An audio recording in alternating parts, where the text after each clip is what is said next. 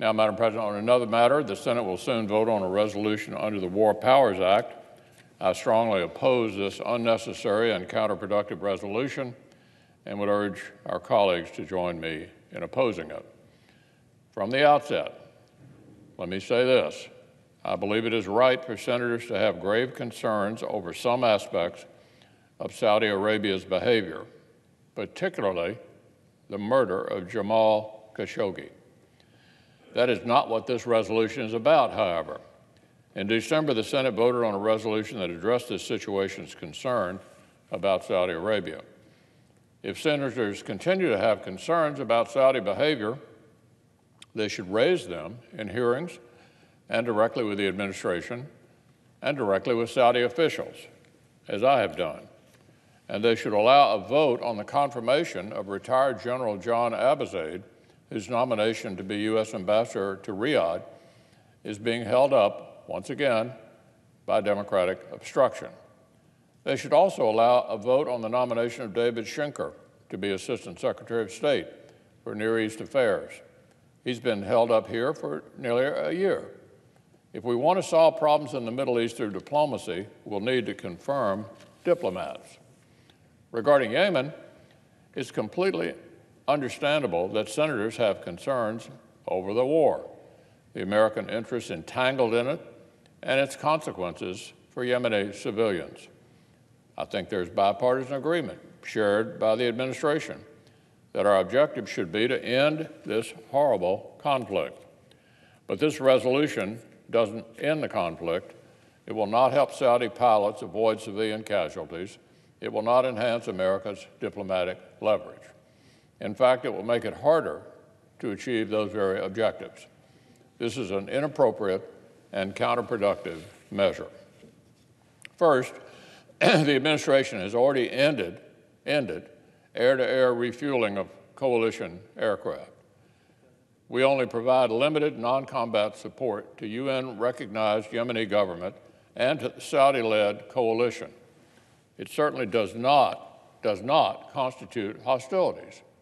Second, there are real threats from the Houthis in Yemen, whom Iran, as we all know, is backing.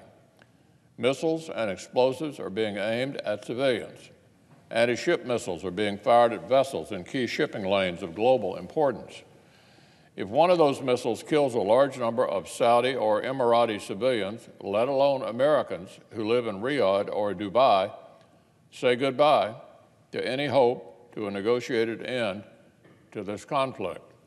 These threats won't evaporate. They're not going to go away if the U.S. ends its limited support. So I think of the American citizens who live in the regions. Third, our focus should be on ending the war in Yemen responsibly. Pulling the plug on support to our partners only undermines the very leverage and influence that we need to help facilitate the UN's diplomatic efforts. The U.S. will be in a better position to encourage the Saudi-led coalition to take diplomatic risks if our partners trust that we appreciate the significant, legitimate threat they face from the Houthis. And fourth, we face real threats from al-Qaeda in the Arabian Peninsula. We need cooperation from Yemen, the UAE, and Saudi Arabia to defeat those terrorists. So we should think twice about undermining these very partners whose cooperation we obviously need for our own security. So here's my bottom line, Madam President. We should not use this specific vote on a specific policy decision as some proxy for all the Senate's broad feelings about foreign affairs. Concerns about Saudi human rights issues should be directly addressed with the administration and with Saudi officials. That's what I've chosen to do. That's what I'd recommend others do.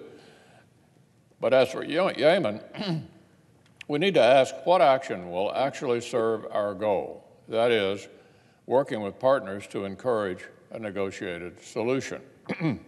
Would withdrawing our support facilitate efforts to end the war, or just embolden the Houthis? Would sending this signal enhance or weaken our leverage over the Saudi-led coalition?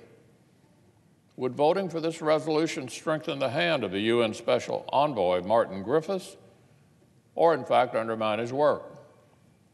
Would we prefer that Saudi Arabia and the UAE go to China and Russia for assistance instead of the United States? The answers to these questions are pretty clear. We need to vote no on this misguided resolution.